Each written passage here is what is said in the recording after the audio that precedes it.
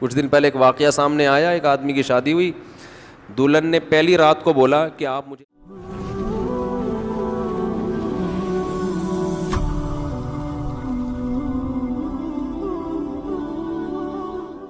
وَلَا يَحِلُّ لَهُنَّ أَن يَكْتُمْنَ مَا خَلَقَ اللَّهُ فِي أَرْحَامِهِنَّ، اللہ نے عورت کو حکم دیا، مسلمان عورت کو، کہ اگر تمہیں طلاق ہو جائے تو تمہارے پیٹ میں اگر حمل ہے، اس حمل کو، اس پریگننسی کو تمہیں چھپانے کی اجازت بولیں نہیں ہے، اگر تم اللہ اور آخرت پر ایمان رکھتی ہو۔ یہ بھی ہوتا ہے آج کل، کیونکہ اس معاملے میں مرد عورت کی زبان پر اعتماد کرتا ہے۔ اگر ایک مرد نے کسی عورت کو طلاق دی، عورت کو اگر حمل ہے وہ چھپا لے گی اور وہ بتائے گی مجھے مینسز آنا شروع ہو گئے، مرد یقین کر لے گا بھائی 3 مینسز گزر گئے، عدت ختم۔ کسی اور مرد سے نکاح کرے گی، اس کو بتائے گی بھائی میری عدت پوری ہو گئی ہے۔ اس بات کا امکان ہے کہ وہ بچہ کسی اور مرد کے کھاتے میں ڈال دے۔ مرد تو نہیں دیکھ رہا کہ واقعی عدت ختم ہوئی ہے، یہ تو یہ عورت جانتی ہے اور اللہ جانتا ہے۔ تو اس معاملے میں اللہ نے حکم دیا عورت کو کہ وہ خیانت بولے نہیں کرے۔ مردوں کو اللہ نے حکم دیا کہ جب بھی کسی عورت کو تم طلاق دو گے تو اس کا مال چھیننے کی تمہیں اجازت نہیں ہے۔ لا يحل لكم ان تأخذوا مما آتيتموهن شيئا، جو کچھ اس کو دیا ہے نا شادی سے پہلے، ایک دھیلا بھی واپس لینے کی اجازت بولو نہیں ہے۔ آج جہیز بھی جو وہ اپنے گھر سے لائی ہے نا وہ بھی ہتھیا لیتے ہیں، اپنے دیے ہوئے گفٹ تو واپس لیتے ہی ہیں، جو وہ اپنے گھر سے لائی ہے وہ بھی ہتھیا لیتے ہیں۔ یہ سارے قرآن کے احکام ہیں جس کی آج دھجیاں اڑائی جا رہی ہیں، کیونکہ ان احکام کا لوگوں کو علم ہی نہیں ہے۔ لوگ محرم میں کربلا، ربیع الاول میں جو مخصوص بیانات ہوتے ہیں وہ، یعنی سیزن وائز چل رہے ہوتے ہیں ہم لوگ۔ جو پریکٹیکل لائف ہے ہماری، عملی زندگی ہے، جس کے لیے پیغمبر صلی اللہ علیہ وسلم کو بھیجا گیا معاشرے کی اصلاح کے لیے، اللہ کے حقوق سکھانے کے لیے اور ایک دوسرے کے حقوق سکھانے کے لیے، اس پریکٹیکل لائف کی طرف ہماری توجہ نہیں ہے، ہم دوسری چیزوں میں زیادہ لگ گئے ہیں۔ بس وہ جوشیلی تقریریں، لوگوں کو رلانا دھلانا، یہ کام رہ گیا ہے بہت سو کا، سب کا نہیں۔ اہل حق ہر دور میں رہیں گے۔ تو اللہ نے حکم دیا کہ ڈیورس کے بعد آپ کو عورت سے کچھ لینے کی اجازت بولو نہیں ہے۔ ہاں، خلا کی صورت میں مہر واپس لے سکتے ہو۔ خلا یہ ہوتا ہے کہ مطالبہ عورت کی طرف سے ہو طلاق کا، آپ تو نہیں دینا چاہتے، اچھی بھلی زندگی گزر رہی ہے، اسی کو دماغ خراب ہو رہا ہے اس کا، نہیں مجھے نہیں رہنا۔ تو پھر اس صورت میں مرد اگر ڈیورس دے تو وہ یہ شرط لگا سکتا ہے کہ میرا خرچہ واپس کرو، خام خواہ میں کیوں کرایا خرچہ۔ کچھ دن پہلے ایک واقعہ سامنے آیا، ایک آدمی کی شادی ہوئی، دلہن نے پہلی رات کو بولا کہ آپ مجھے پسند نہیں ہو، میں تو کہیں اور شادی کرنا چاہتی تھی، ابا نے آپ کے متھے باندھ دیا۔ حالانکہ 6 مہینے سے تیاریاں چل رہی ہیں اب کیا گزرے گی اس آدمی کے اوپر۔ تو خیر اس نے تو اٹھا کے پٹخنا ٹھکائی لگانا شروع کر دی، کمبخت ایک میسج کر دیتی کہ میں راضی نہیں ہوں، میرا خرچہ کرا دیا، اب پہلی رات کو بول رہی ہے کہ نئی ٹھکائی لگانی چاہیے تھی، میں نہیں کہہ رہا، لیکن اس نے لگائی ٹھکائی، غلط کیا اس نے۔ تو ایسے موقع پہ بھائی ٹھیک ہے اپنا راستہ لو، میرا خرچہ واپس۔ اب کون رکھے گا ایسی صورت میں؟ چاہتی کہیں اور تھی بھائی تو چاہتی تھی بھی اگر کہیں اور، تو اب بتانے کی کیا ضرورت ہے؟ ہر بات بتائی تھوڑی جاتی ہے، بولو بھائی دل میں بولو چاہتی تو تھی لیکن چلو ہو گئی، اب اسی کو چاہنا شروع کر دیں گے آہستہ آہستہ۔ گدھا بھی اگر آپ پال لینا تھوڑے دنوں میں اس سے بھی محبت ہو جاتی ہے، تو پورا 2 ہاتھ 2 پاؤں کا انسان ہے، تھوڑے دنوں میں اچھا لگنے لگے گا، یہ سوچ کے صبر کر لو۔ پوری رپورٹیں پیش کر رہی ہیں اس کو پوری رپورٹ۔ تو ظلم وہاں سے ہو، مطالبہ وہاں سے ہو، تو پھر آپ واپسی کا، مہر کا واپس مطالبہ کر سکتے ہیں، بھائی جو مہر دیا واپس دو۔ یہ بھی اللہ نے ان آیتوں میں حکم بیان کیا. ایک حکم اللہ نے یہ بھی بیان کیا کہ اگر رخصتی سے پہلے طلاق ہو جائے تو پورا مہر نہیں دینا پڑتا بلکہ آدھا مہر دینا پڑتا ہے. 1,00,000 روپے مہر رکھا گیا تھا, آپ ابھی رخصتی ہوئی نہیں, آپ نے ڈیورس دے دی, تو پورا مہر نہیں ہے بلکہ آدھا مہر ہے. اس میں اللہ نے ترغیب دی ہے کہ مرد پورا دے دے تو اچھا ہے, اور عورت کو ترغیب دی ہے کہ آدھا بھی معاف کر دو تو اچھا ہے. ترغیب دونوں کو دی جا رہی ہے, چھوڑو بھائی, لیکن حکم بیان کیا جا رہا ہے کہ مرد کو آدھا دینا پڑے گا اگر وہ مطالبہ کرے. اور اللہ نے اہم حکم یہ بھی بیان کیا کہ جب عورت کو طلاق دو تو جہاں وہ طلاق کے بعد نکاح کرنا چاہتی ہے اس کے نکاح میں رکاوٹ مت بنو, کباب میں ہڈی بننے کی کوشش مت کرو. یہ بھی زمانے جاہلیت میں ہوتا تھا اور آج بھی ہوتا ہے. فلا تعضلوهن ان ينكحن ازواجهن, اگر تم نے چھوڑ دیا ہے اس کو. عرب اس کو غیرت کا مسئلہ بنا لیا کرتے تھے کہ ہم نے چھوڑا ہے تو اب ہم کہیں اور اس کی شادی نہیں کرنے دیں گے. ہمارا معاذ اللہ یوں کہتے تھے تھوکا ہوا مال, جیسے آج بھی لوگ کہتے ہیں ہم نہیں کہیں اس کو نکاح کرنے دیں گے. اس سے بھی قرآن نے کیا کیا, منع کیا.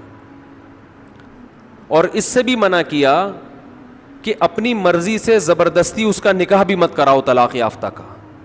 ینکحن ازواجہن, اپنے سلیکٹڈ شوہر سے نکاح کرنا چاہتی ہے تو تم کباب میں ہڈی بولو نہیں بنو, یعنی اس کو یہ رائٹ ہے کہ وہ جہاں چاہے نکاح کرے.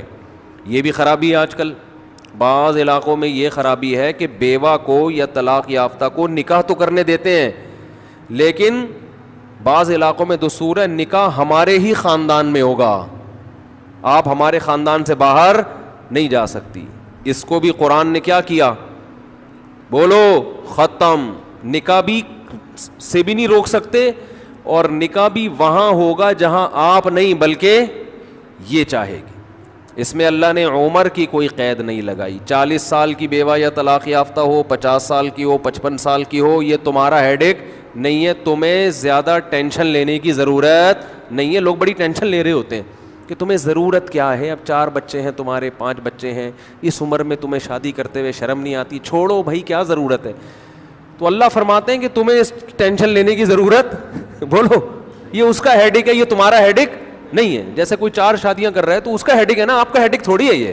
آپ پتہ نہیں کیوں پریشان ہیں, مفتی صاحب کو کیا ہو گیا, وہی ان کا ہیڈ ایک ہے, آپ کا ہیڈ ایک نہیں ہے. یہ میں اپنی بھی درمیان میں لگا دیتا ہوں نا. تو ہر ایک کے ہیڈ ایک ہم نے پالے ہوئے ہیں. وہ یہ کیوں کر رہا ہے, وہ یہ کیوں کر رہا ہے, وہ کم عمر سے شادی کیوں کر رہا ہے, وہ بڑی عمر سے شادی کیوں کر رہی ہے, یہ ہوتے ہیں نا لوگوں کے مسائل. اس نے یہ کیوں کر لیا. ایک خاتون نے مجھے بتایا کہ وہ ایک دفعہ بیوہ ہوئی, اللہ کی قدرت دوبارہ شادی, دوبارہ بیوہ ہو گئی. تیسری دفعہ جب ان کی شادی ہو رہی تھی لوگ مذاق اڑا رہے تھے, بس کرو یار 2 دفعہ بیوہ ہو گئی, اب آرام سے بیٹھو. اب وہ بیوہ تو کوئی بھی ہو سکتا ہے, جوانی میں بھی عورتیں بیوہ ہو جاتی ہیں. تو اب دیکھو لوگوں کو تکلیف ہو رہی ہے, بھائی یہ اس کا ہیڈ ایک ہے. اچھا لوگ اس سے شادی کرتے ہوئے ڈر رہے تھے ان سے کہ میں بھی بیوہ, پھر میں نہ مر جاؤں. تو اس کا اس سے کوئی تعلق نہیں ہے. ہو سکتا ہے 2 دفعہ بیوہ ہونا تقدیر میں لکھا ہو, 3 دفعہ نہ ہو. یہاں مجھے وہ چٹکلا یاد آتا ہے, وہ ایک آدمی نے, ابے چھوڑو چٹکلوں کو, ابھی قرآن کو فوکس کرتے ہیں. آخر میں چٹکلے ہوں نا, یہ صحیح ہوتا ہے, درمیان میں ہی آ جائیں تو پھر سارا موضوع چینج ہو جاتا ہے. اتنے اچھے احکام بیان ہو رہے ہیں قرآن کے, آگے اس کو آپ نے لوگوں کو بتانا بھی ہے. تو اللہ نے حکم دیا کہ طلاق کے بعد ایک دھیلا واپس نہیں لینا. خلا کی صورت میں لے سکتے ہو, مگر خلا بھی شوہر کی رضا سے ہوتا ہے, یک طرفہ نہیں ہوتا, یاد رکھیں.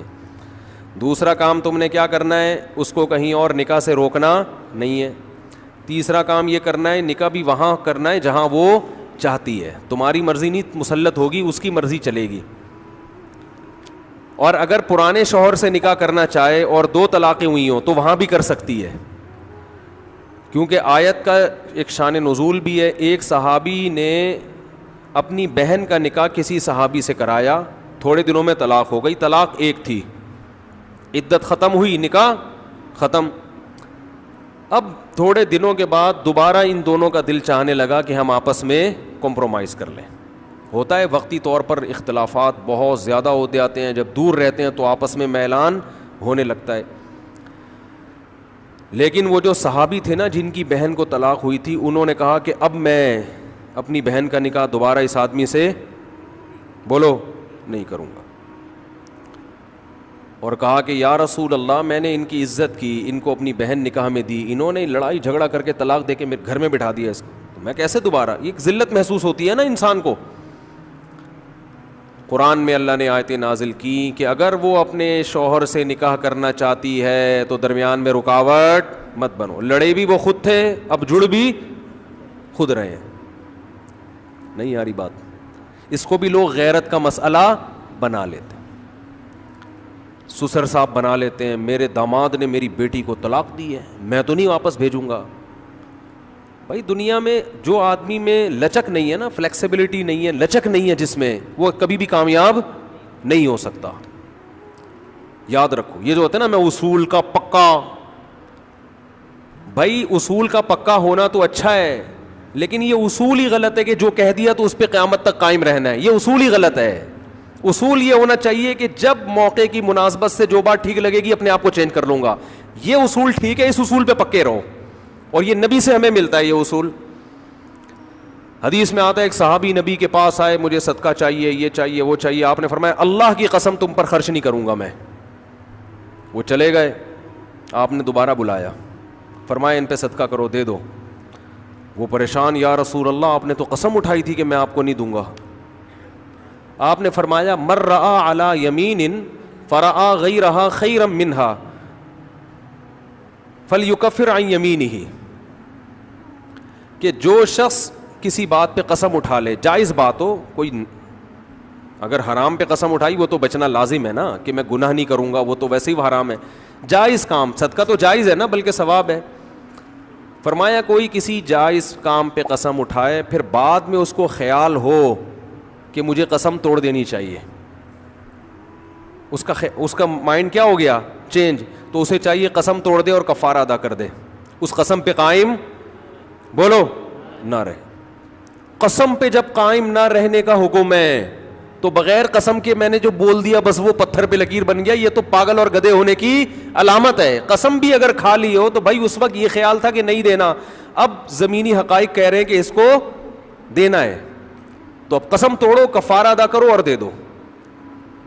بات نہیں آ رہی میرا خیال ہے. یہ کس کی سیرت ہے, نبی کی. نبی سے زیادہ کسی کی پکی زبان ہو سکتی ہے, لیکن ایسی لچک سکھائی ہے کامیاب بننے کے لیے کہ یہ نہیں کہ جو کہہ دیا تو وہ پتھر پہ لکیر. گراؤنڈ ریئلٹی کے لحاظ سے, ماحول کے چینج ہونے کے لحاظ سے آپ نے اپنا رویہ کیا کرنا ہے, چینج کرنا ہے. اس وقت آپ کی رائے یہ تھی, اب آپ کی رائے وہ ہے, کیونکہ زمینی حقیقت بھی چینج ہوتی ہے اور انسان کی نالج بھی چینج ہوتی ہے اور انسان کی رائے بھی چینج ہوتی ہے. بعض دفعہ نالج چینج نہیں ہوتی, انسان تانے بانے ملا کے ایک رائے قائم کرتا ہے, بعد میں جب اور گہرا سوچتا ہے تو اسے لگتا ہے کہ وہ رائے ٹھیک نہیں تھی, تو وہ اسٹیٹمنٹ اس کا کیا ہو جائے گا, چینج. کوئی بات نہیں, دن میں 100 دفعہ چینج ہو جائے. ناکام وہ ہے جو کہہ دیا تو اڑ گیا, بس کچھ بھی ہو جائے.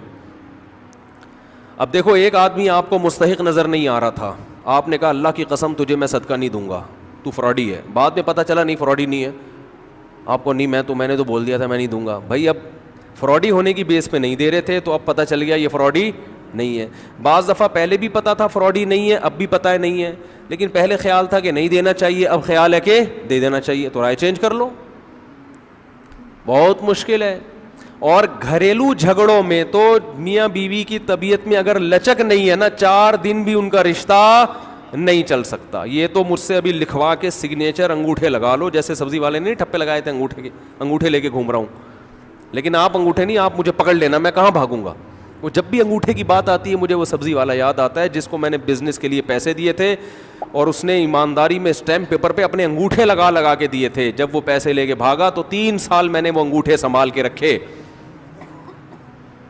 اب لوگ مجھے کہتے ہیں نا وہ فلاں آدمی کو میں اتنے کروڑ روپے دے رہا ہوں تو اتنا ایماندار ہے, میں تو اسٹیمپ پیپر پہ لکھوا رہا ہوں اور انگوٹھے بھی لگوا رہا ہوں. میں کہتا ہوں یہ انگوٹھوں کا تذکرہ میرے سامنے مت کیا کرو, انگوٹھوں سے کچھ بھی نہیں ہوتا. بندہ اگر 2 نمبر ہے, اسٹیمپ پیپر بکری کو کھلا دینا, کسی کام کا نہیں ہے یہ اسٹیمپ پیپر, عدالت سے بھی نہیں نکلوا سکتے. سمجھتے ہو؟ لکھوایا کرو ضرور، لیکن اس سے ہوگا کچھ بھی نہیں. عدالت انگوٹھا دیکھ کے بولے گی بس ٹھیک ہے انگوٹھا، اب انگوٹھے کو پکڑ کے جیل میں ڈال دو بس. انگوٹھے کو دیے تم نے پیسے، بندہ تو پکڑائی میں آئے گا ہی نہیں، آ بھی گیا تو کچھ بھی نہیں کر سکتے. عدالت کہے گی دیے کیوں تھے. تو پیسہ دینے سے پہلے 100 دفعہ سوچا کریں. خیر، تو کیا بات چل رہی تھی؟ ابے انگوٹھے کی بات کہاں سے آئی؟ ہاں، لچک پیدا کرنا میاں بیوی کا رشتہ تو ایسا ہے کہ اگر آپ کا ہے نا کہ جو میں نے کہہ دیا بس وہ کیا ہے، آرڈر از آرڈر. تو بھائی اس کا مطلب آپ میدان جنگ میں کھڑے ہوئے ہیں، دشمن کی فوجیں آپ کے سامنے، اور آپ ایک فوج کی کمانڈ کر رہے ہیں کہ گولی چلانے کا آرڈر دیا تو کیا کرنا ہے؟ یہ گھر ہے، یہ میدان جنگ بولو نہیں ہے. یہاں آپ کا اسٹائل یہ ہونا چاہیے، آپ نے بیوی کو آرڈر دیا. گراؤنڈ ریئلٹی یہ کہہ رہی ہے کہ بھائی میرا روب اس پر بیٹھا ہوا ہے اور وہ پکوڑے بنا بنا کے خود ہی کھا رہی ہے، آپ کو ایک لقمہ بھی نہیں کھانے دے رہی. آپ غصے میں آئے، آپ نے کہا بیگم مزید پکوڑا اگر کھایا نا تو. گراؤنڈ ریئلٹی کہہ رہی ہے کہ اس دھمکی سے یہ پکوڑے کھانا چھوڑ دے گی نا. لیکن آگے اس کا ایٹیٹیوڈ آپ نے دیکھا، اس نے کہا تو کیا کر لے گا، فوراً وہ کرچھلی اٹھائی، تو کیا کر لے گا، فوراً لچک پیدا کرو. بولو تو صبر کروں گا اور کیا کروں گا. یہ کامیاب، یہ گھر کیا کیسے چلے گا، یہ رشتہ جوڑا رہے گا. اگر آپ نے اس کا ایٹیٹیوڈ دیکھ کے، اس کی پیشانی پہ سلوٹیں دیکھ کے اپنی دھمکی کو واپس نہیں لیا تو یہ گھر کیا ہوگا، پکوڑے تو کھا لو گے آپ لیکن آپ کے بچوں کی ماں مارکیٹ سے شارٹ ہو جائے گی. تو اس میں گھر کے اندر کا اصول لچک.